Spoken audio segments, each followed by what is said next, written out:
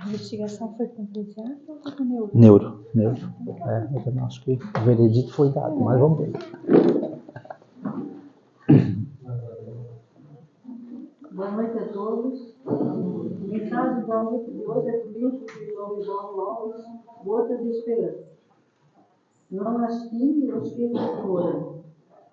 Guardar velhas e dolorosas recordações é manter presente o sofrimento passado. Os que se foram obedeceram à vontade divina. Não se põe a Deus. Para ter paz, volte seu pensamento para Deus. Veja que tudo prossegue cultivando a vida, esforçando-se no progresso, buscando alcançar o melhor. Não fique preso à retaguarda. Siga para frente, levante a cabeça. Deus abençoa o seu esforço. Ore pelos que se foram. Deus os acarinha. Retém apenas lembranças alegres. Aceitar a marcha da vida é compreender os desígnios de Deus.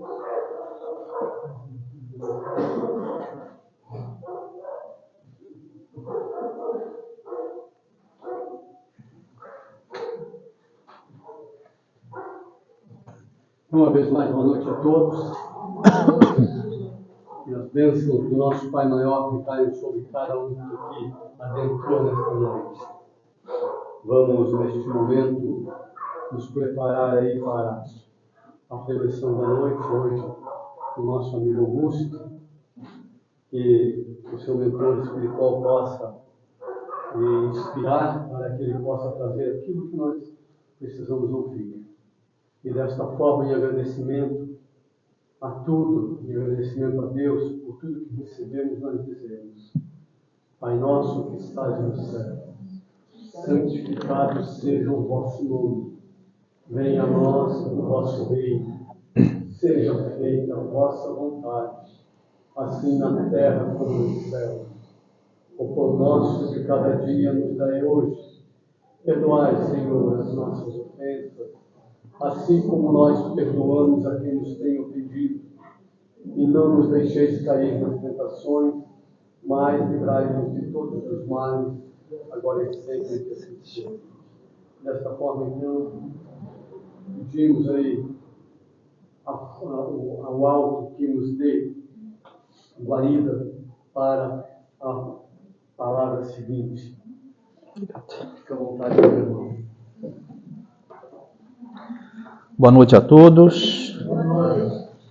É com muita alegria que a gente retorna a essa casa e, como bate-papo da noite de hoje, a gente estudou o tema e preparou carinhosamente uma pergunta que nos dias de hoje, onde tantas coisas lá fora chamam a nossa atenção, a gente acaba não dando ouvido à voz interior e ao nosso espírito. Então, isso cabe a todos e é religioso. Eu quero seguir Jesus. Esse é o tema da noite de hoje. E antes da gente debater sobre essa pergunta, que ao meu ver deve ser feita todas as manhãs, assim como Santo Agostinho nos recomenda fazer a revisão de consciência todas as noites, pela manhã, depois de tudo que eu li, eu estou começando a me fazer esse questionamento antes de botar os pés para fora da cama. Então, meus irmãos, o primeiro ponto é a gente entender que Jesus falava de mudanças espirituais, mudanças interiores. E após a sua crucificação, os seus seguidores ficaram um pouco aturdidos, perdidos, atordoados, porque eles esperavam uma mudança, uma revolução pela espada. E lá, em Jerusalém, e não tinham um entendimento, devido à sua infantilidade espiritual, que a mudança que Jesus propunha era a mudança interior. Porque sempre que eu mudo a minha referência espiritual, o mundo lá fora também se transforma. Quando eu mudo a maneira que eu recebo as coisas e ganho uma liberdade que os espíritos lúcidos já ganharam, e nós temos vários exemplos de espíritos encarnados que já se venceram, e essa liberdade que eu falo é não permitir que o outro defina a minha conduta. Madre Teresa, caminhando, solicitava a um feirante um dinheirinho para ajudar os seus doentes. E isso pode ser visto no filme dela, já dando spoiler, né? Ela solicitou então de mão estendida um dinheirinho para os meus pobrezinhos, para os meus doentes. E esse homem cuspiu na mão dela. Ela, na sua altivez espiritual, segurou aquilo, botou junto ao seu peito e disse: isso é para mim, agora eu quero um dinheirinho para os meus pobres. Isso é não permitir que o outro defina a nossa conduta. A gente ainda está preso no eu sou muito bonzinho, mas não mexe comigo, não mexe com meu filho. Não estou dizendo para a gente não defender aqueles a quem amamos, não defender a nossa dignidade, a falta de respeito conosco, mas existem sempre duas maneiras da gente se comportar: a maneira com Jesus e a maneira sem Jesus. Então, enquanto eu estiver proferindo o mais, é sinal que eu preciso seguir Jesus, que eu preciso ir em busca. E eu não consigo fazer isso sem intimidade com o Mestre. E eu vou entender a partir do momento que eu começo a estudar, a ler e a procurar, que ele me solicita essa intimidade desde antes do seu nascimento. Quando José e Maria encontram somente portas fechadas e vão a uma estrebaria, arrumam um pouquinho uma manjedoura, que é uma cama de alimentação para os animais, onde se coloca o capim seco, o feno hoje, né? Ali Jesus já conversava conosco ainda no ventre de Maria, porque a manjedoura se referia aos corações mais humildes, aos corações sem luxo, sem orgulho, sem vaidade. E se Jesus pôde nascer numa manjedoura, e mais à frente a gente vai ver, se Jesus pôde nascer no coração de Paulo de Tarso, ele pode nascer no nosso coração também. O primeiro convite a essa amizade, a essa intimidade, foi feito ainda no ventre de Maria. Quando do seu nascimento, e aí nós vamos entender o diálogo espiritual e não físico, nós temos o hábito de dar presente, né, no Natal. Mas a gente não para refletir. E é um hábito gostoso a gente poder presentear alguém que a gente ama.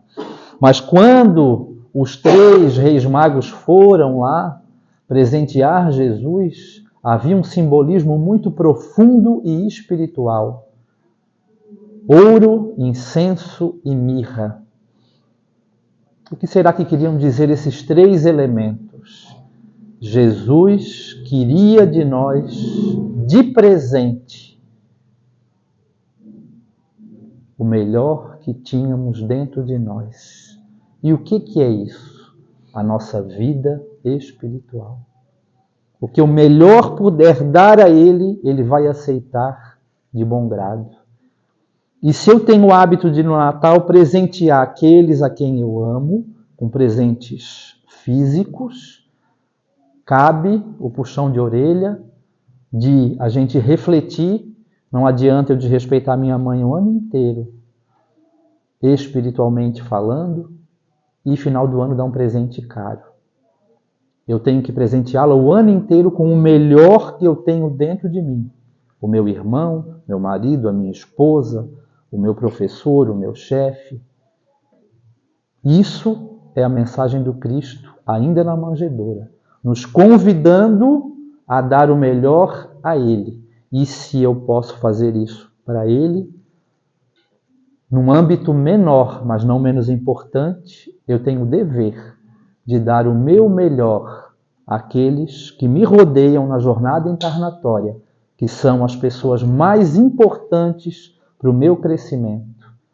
E geralmente as mais difíceis, quando não sempre, são os meus maiores professores. E nós temos vários professores de paciência, de humildade, de resiliência, de resignação em vários locais. E geralmente dentro da nossa casa são os professores que mais nos cobram. E é onde a caridade mais difícil de ser feita. Então, sim, o Mestre nos convida a sermos seus amigos. Lá no caminho de Emaús, para quem não conhece a passagem, para mim é o meu recalcular de rota. Sempre que eu vejo que eu estou me perdendo no caminho, eu volto à passagem de Emaús, dou uma lidinha, dou uma refletida. Jesus, ao se aproximar dos 2 seguidores que iam de Jerusalém para Emaús, disfarçado, ainda transfigurado, para que não fosse percebido, perguntou para eles o que estava vendo, o que eles estavam conversando. Mas ele é o Cristo, ele sabia o que se passava. Será que ele perguntou à toa? Não. Sempre há uma mensagem espiritual em qualquer atitude ou qualquer coisa que for escrita sobre o Mestre. Ele quer nos ouvir. Jesus quer diálogo. É essa intimidade que eu estou falando. Quer que tragamos ele para dentro da nossa casa, para dentro do nosso eu e tenhamos um diálogo contínuo com ele. E se tem um espírito crístico que quer me ouvir e quer ser meu amigo, por que eu ainda continuo me decepcionando com amizades que não valem a pena e dando às vezes o meu tempo a quem não soma, a quem não acrescenta? Se eu tenho a todo momento, e está comprovado isso no caminho de Emaús, na falta de fé daqueles 2 discípulos, no desespero, na falta de testemunho da sua crença, mesmo assim o Mestre caminhava do lado deles e conosco. Ele não iria fazer diferença alguma. Então, sim, a amizade dele é para a vida toda. E eu não estou falando da vida física. Eu estou falando da vida espiritual, que é eterna. Nós temos a obrigação de buscar o Mestre até sermos espíritos crísticos. E quando formos espíritos crísticos, não o deixaremos ainda assim, pois trabalharemos ombro a ombro. Então, sim, é uma amizade para toda a vida eterna. E por que não buscamos ele no nosso dia a dia? É comum numa mesa mediúnica, quando um espírito de uma envergadura maior se manifesta, o ambiente se modifica por inteiro. A gente fica bem bobalhão e a gente não lembra quase nada do que ele fala. Fica lá dentro, no subconsciente, a sementinha está plantada sim, mas aquela energia nos inebria. E se é tão gostoso essa companhia de um espírito de luz, imaginemos nós como é caminhar com o Cristo com intimidade. Eurípides Barçanufo não conseguiu nem se aproximar, porque a autoridade moral do Cristo e a energia era tão grande que ele se prostra de joelhos. Então, sim, é possível caminhar com o Mestre. Mas na busca dessa intimidade, a gente vai sentir vários desconfortos físicos, espirituais, sociais, políticos.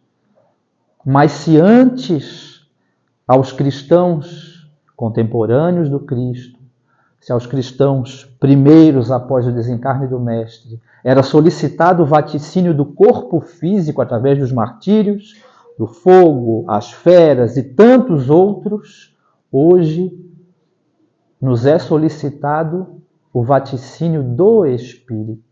Hoje o Coliseu não é mais uma estrutura de pedra com plateia. Hoje o Coliseu é o nosso espírito e a plateia é a nossa consciência. Então, sim, as feras aos quais eu vou me atirar são as minhas paixões e aquilo que o meu espírito tem que vencer. A gente vê o movimento espírita tendenciando cada vez mais para as questões da saúde psíquica, reflexo da modernização da medicina física, que vai debelar todas as doenças da melhor maneira possível, aquelas que são do corpo físico, mas as doenças psíquicas emergirão, que é a grande passagem de fase. Eu tenho que me dominar como espírito. A gente vê o Haroldo caminhando por esse lado, Joana de Ângeles fazendo todo um preparo com as suas obras psicológicas. No ano de 2024, 90 pessoas abandonaram o corpo físico antes da hora, se é que vocês me entendem, pulando da ponte, lá em Florianópolis. Eu trabalho na área da saúde e tenho acesso a alguns dados. Então, sim. O que está chamando a atenção fora, tirando o foco do ser espiritual que eu sou, vivendo uma jornada física, está adoecendo o meu psiquismo. Então, a chamada dessa amizade é lá dentro, do conforto do meu espírito. É aí que o Mestre nos chama a conversar. Se ele, que é um espírito crístico, que tinha uma comunhão plena e Wi-Fi banda larga, né, com o Criador o tempo inteiro, e mesmo assim, nos momentos de maior extensão, para aqueles que o seguiam, o Mestre procurava o Pai, se retirava no silêncio e ia orar, porque eu, que estou na caminhada, ainda um embrião, não vou procurar o Criador e, portanto, o Mestre, que é a ponte para ele, nos momentos de dificuldade, no trabalho, em casa e nos momentos de dificuldade interna, porque nós temos dificuldades conosco mesmos, para que nós possamos nos preencher e termos subsídio para vencermos a etapa encarnatória e nos prepararmos para uma coisa: conviver conosco mesmos. A gente pode observar a sociedade que foge de dentro de casa, ou dentro de casa foge do silêncio, porque não gosta da própria companhia. E sinto muito falar, a jornada espiritual é repleta de amigos, incentivadores, mas ela se dá peregrino a peregrino. Somos eu, minha consciência e o Criador. Deus não faz ninguém aos pares.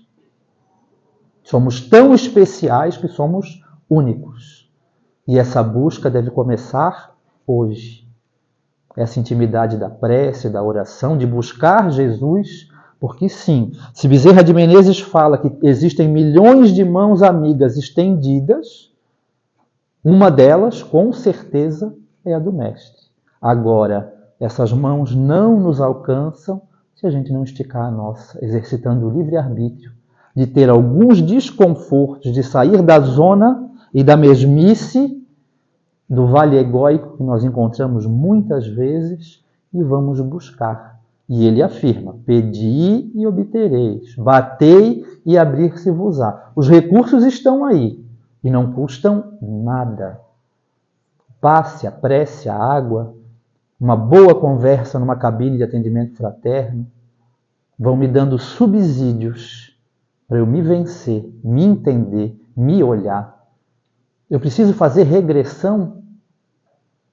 Eu preciso somente me olhar no espelho. Eu sou a minha melhor versão de todas as encarnações que eu já tive. E ali, com bom senso que nós temos, a gente vai saber o que a gente precisa melhorar e o que eu preciso de pedir de conselho para o Mestre. Nessa busca eu posso perder alguns familiares, a companhia deles, posso perder a companhia de alguns colegas, porque se eu estou feliz num caminho bacana, os meus amigos vão me seguir, meus colegas não.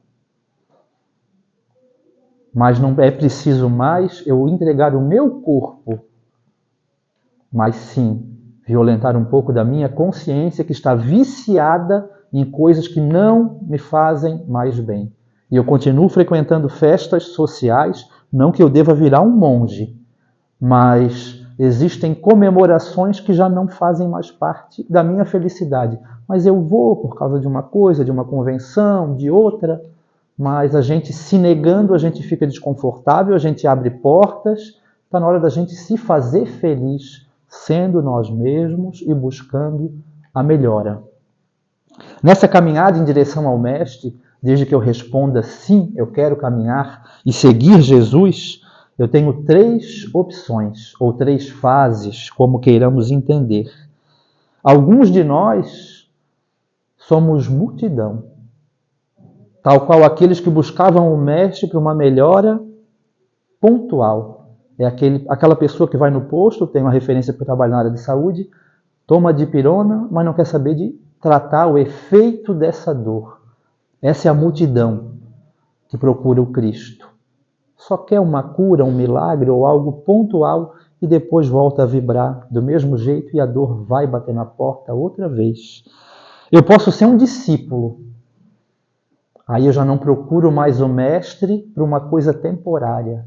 Eu abro as portas da minha casa para que o mestre possa conviver comigo.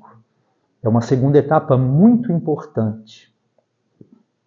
Antes era muito comum, porque a grande maioria católica, ter uma foto do mestre lá, ou algo que o lembrasse. Hoje a gente não vê isso.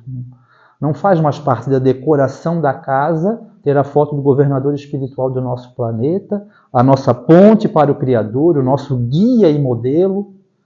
Eu vou buscar influenciadores do Instagram como exemplo, como modelo. Eu vou usar a camiseta de uma coisa que não traz benefício para mim. Eu vou fazer propaganda para quem? Se eu tenho esse recurso, esse espelho e esse farol de luz que vai me guiar para uma felicidade verdadeira. E eu não digo deixar de aproveitar, de comemorar. Eu digo para levar Jesus aonde quer que eu vá e dignificar os meus atos. Eu posso estar em qualquer lugar. Exemplo disso é o Chico, que certa vez caminhando com alguns espíritas, e lá de dentro do movimento que vem a crítica, isso mudou, né? Isso não existe mais, né? Era só naquela época, era só com o Chico.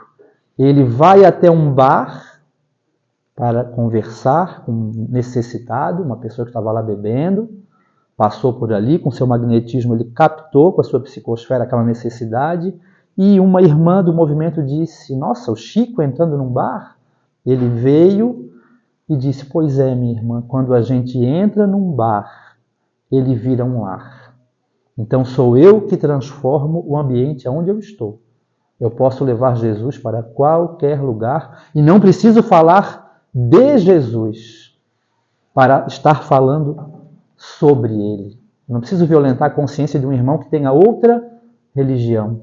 Eu posso falar de amor, de caridade, posso falar de fraternidade, de felicidade, de saúde espiritual, sem tocar no nome do Mestre, mas estar caminhando para a dignidade da luz que o Mestre me aponta.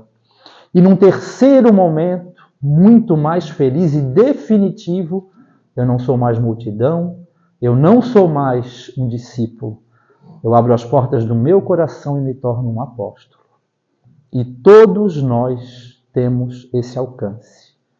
Se Paulo de Tarso, que era um perseguidor e assassino de cristãos, de seguidores, teve a sua iluminação e escancarou as portas do seu coração e o Mestre passou a fazer morada ali, todos nós podemos isso. Vai doer. Porque nós somos crianças ainda, que quando perdemos um brinquedo, esperneamos no chão. Há muito tempo que a bebida, eu sempre bebi socialmente, e ela cada vez foi me fazendo mais mal. E eu sempre fui de um. Era uma latinha de cerveja, uma taça de vinho, uma caipirinha, e aquilo me fazia mal, mas eu insisti até o ponto que eu disse, olha, não adianta eu me debater. Meu corpo está conversando comigo, meu espírito está conversando comigo. E por último, a espiritualidade, com a sua moral, dá aquele tapa de luva de pelica. Eu gosto muito de café e comprei uma essência de amêndoa para botar no café. E num sábado à tarde, acordando, fui preparar o meu café. À noite tinha entrega de marmita para os moradores em situação de rua. E a espiritualidade tem a câmera do BBB na casa da gente, em qualquer lugar que a gente vá. Eis que uma mentora da casa, eu fui botar a essência no café, ela disse, meu irmão, leia o rótulo. Porque ela já tinha falado para mim, se você quer caminhar com Jesus, acabou o álcool. Tudo que me tira do centro, do comando, do meu corpo físico e da lucidez do meu espírito, não condiz. E fui olhar, havia álcool na essência de amêndoa. Então, está tudo muito escondido. O que ela quis dizer para mim? Eu não posso mentir para mim mesmo. Ou eu estou, ou eu não estou. O Raul Teixeira fala, né? Sim, sim, não, não. Não tem meio termo. Eu não consigo ser meio espírita, meio cristão. Ou eu me jogo, aí as portas se abrem da minha casa, do meu coração, ou eu vou continuar sendo a multidão. O tempo de ser feliz, quem decide sou eu. À medida da capacidade que eu tenho de me libertar de mim mesmo e daquilo que já não me faz bem, mas eu insisto em companhias, em lugares, em hábitos alimentares e tudo mais. Se eu já tenho essa lucidez, eu estou perdendo tempo. E a Joana de Ângeles nos cobra. Já temos a lucidez para sermos senhores do nosso processo evolutivo e sentar na mesa antes de vir para cá com o nosso mentor e com o pessoal do Departamento de Assistência Social, Espiritual e Reencarnatória e programar a minha encarnação. Conversar, assumir, não mais precisar de gente me avalizando, porque eu já tenho que caminhar com as minhas próprias pernas. Os cristãos daquela época, infantis, precisam crescer. E será que é tão difícil ter o mestre em nossa companhia? É gostoso demais, gente. É comum nos evangelhos Jesus fazer esse convite. Eu estava revisando ali, algumas vezes ele vem e nos busca. Segue-me, segue-me. Falou para um dos apóstolos, vende tudo o que tens, dá aos pobres e me siga. Se eu tenho um espírito crístico me convidando para estar junto com ele, o que eu estou esperando? Porque quando eu experimento a felicidade verdadeira de ter paz de espírito, nada mais violenta a minha consciência. Comecemos com os pequenos gestos de nos afastar de lugares que não nos fazem bem, de não ficar presentes em conversas que não contribuem, principalmente para quem não está ali, não consegue se defender, de não replicar, seja pelo WhatsApp, Instagram, qualquer outra coisa, repensar um pouquinho, não ser um multiplicador, né? Vai contribuir para alguém, vai acrescentar na vida das pessoas, eu tenho certeza dessa informação. Então são esses pequenos gestos que vão nos transformando, porque não adianta que nós não somos missionários ainda, nós somos tarefeiros, e a primeira tarefa é a nossa reforma íntima. Uma menina, e eu gosto de contar isso sempre, me procurou na casa espírita perguntando qual seria a tarefa que ela iria abraçar dentro do centro espírita. Aí eu perguntei para ela, você faz o evangelho no lar? Ela disse, não faço, às vezes eu faço. Eu disse, então faz o seguinte, antes de assumir uma tarefa aqui, você vai definir um dia, uma hora e ter essa frequência. Por que eu estou falando isso? Porque quem não assume compromisso de pijama e pantufa não vem em dia de chuva para a tarefa na casa espírita. Então não adianta a gente propor uma coisa que a pessoa não vai conseguir. Eu vou estar violentando a consciência dela também. Então a gente tem que ensinar o caminho de se autoconstruir. Por isso que o Criador nos deu o livre-arbítrio, para que sejamos senhores da nossa construção. Ele quer ver os filhos crescerem por si só, não abandonados, porque sempre temos a companhia daqueles que nos querem bem e vão nos impelir ao crescimento. Mas sim, a decisão de começar é nossa. A academia para a nossa saúde, uma dieta saudável, não só pela questão estética, mas pela questão da saúde do corpo físico, que é nossa responsabilidade levá-lo até o máximo de dias que podemos estar aqui. Porque reencarnar está mais concorrido que medicina na USP. As famílias estão tendo cada vez menos filhos e não estão tendo. Então a reencarnação tem que ser muito bem aproveitada. O despertar tem que começar antes da criança nascer. E a gente já vê tantas casas espíritas fazendo evangelização de mulheres grávidas. Porque se a criança ouvindo música clássica melhora o desenvolvimento, se a criança ouvindo a voz do pai e da mãe ou de algum outro familiar amoroso reconhece depois, se movimenta na barriga, se ela ali já começar a ouvir as promessas do Cristo, com certeza a semente vai estar em terra muito fértil e vai se desenvolver ao longo da vida. Então comecemos hoje a convidar o Mestre para ser nosso amigo, perguntando sempre que há dificuldade, sempre que há um embate dentro de nós, eu quero seguir Jesus? Essa pergunta tem que ser feita várias vezes ao dia, porque nós esquecemos que nós queremos. Muita coisa chama a nossa atenção. E para isso a gente fala o quê? Alimenta o teu espírito, porque a tua carne é insaciável. Se eu vou para o jogo, eu quero cada vez mais jogo. Se eu vou para a comida, eu quero cada vez mais comida. Se eu vou para o sexo, eu quero cada vez mais sexo. E assim por diante. Então, para que eu tenha bom senso de vida, eu preciso estar com o meu espírito alimentado, fortalecido da moral evangélica. Aí eu caminho aonde quer que eu vá. Reflexo disso é ler as obras básicas da doutrina. Muita gente já quer começar com livros modernos, recentes, mas como é que eu vou filtrar se é bom ou se não é bom? Se tem base doutrinária ou se não tem base doutrinária? Se eu não começar pelo começo, e o nosso começo qual é? O Mestre. Se eu quero ter intimidade, eu não conheço muito para quem é casado, da esposa, do marido, da mãe, do pai. Se eu tenho intimidade com alguém, eu conheço muita coisa daquela pessoa. Como é que eu quero seguir Jesus se eu não estudo o Mestre, se eu não leio o caminhar dele, que é o Evangelho? Para que eu tenha intimidade, eu tenho que ter conhecimento. E para isso, eu tenho que estudar e despender um pouquinho do meu tempo. Não precisa de muito. Desde que o pouco que eu estude, eu procure levar à prática.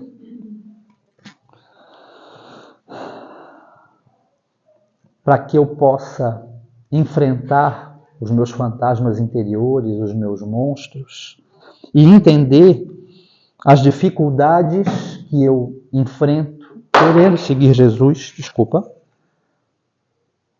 seria muito pobre o meu vocabulário se eu não tivesse esses desconfortos.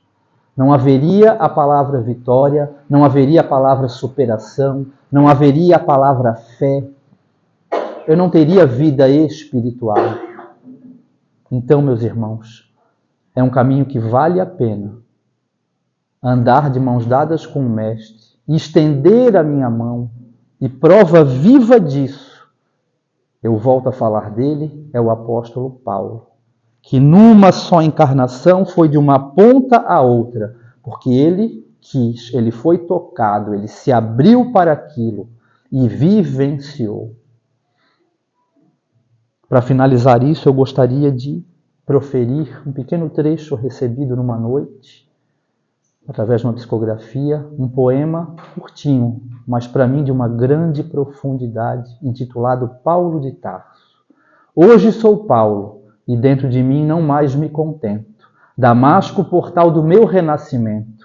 Eu falo isso porque hoje eu me sinto assim. Hoje não sou eu mais quem vive em desalento. E agradeço a Deus e contemplo, pois a partir daquele momento é o Cristo que vive em mim. Boa noite a todos, meus irmãos.